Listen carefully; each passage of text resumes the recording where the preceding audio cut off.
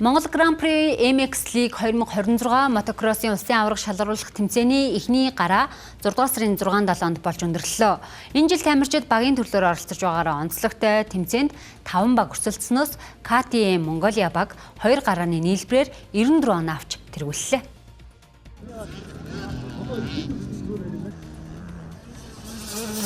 Багийн багаар ордог ийм системээр бид нар шилжиж байгаа. Одоо цаашдаа ер нь бол яг энэ стандартыг бариад тэгээд улсынхаа гараа мотокроссын гараа ингэ шийдэг болно. За гаднаас бол Японоос, Оросоос тийм ээ ингээд олон газраас бас тамирчид ирж манай мотокроссын улсын аваргад оролцож байна.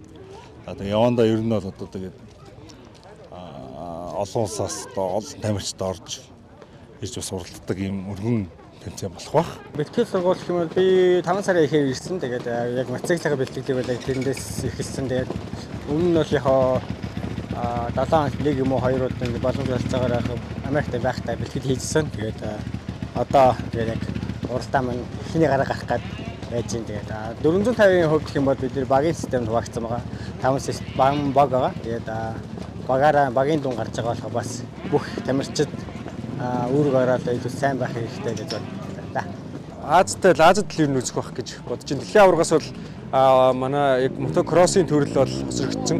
Раллигийн төрөлд бол нэлээ бас дажгүй урдуур юу гэдэг чансаатын орнуудын орнуудын дунд багтж байгаа.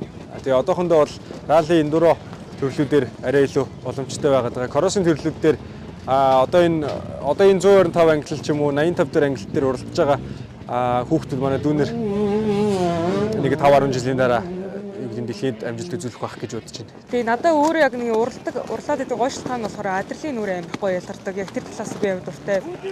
Энд өөрөө эр зөргийн спорт болохоор дандаа шин сорилтууд байдаг болохоор ингээд надад айгүй өөрөө сонирхолтой тэр талаас амар гоё гэж би өөрөө боддог. Монголын мотокроссын спортын хөгжлийг шин шатанд гаргах зорилготой үндэсний хэмжээний лиг зуны турш 5 гараатай явагдана. Эхний гараа нь 450, 250, 85, 65, 50 cc ангиллаараа явагдлаа. 450 cc буюу мэрэгжлийн тамирчдын ангиллал багийн системийг нэвтрүүлжээ. Үүнд баг бүр 3 үндэсний сэлгээний тамирчинтайгаар өрсөлдснөөр онцлогтой юм. Мөн тамирчид гараа бүр доноо цуглуулж нийлбэр дүнгээр шилдэг тамирчид болон багуудыг тодрууллаа.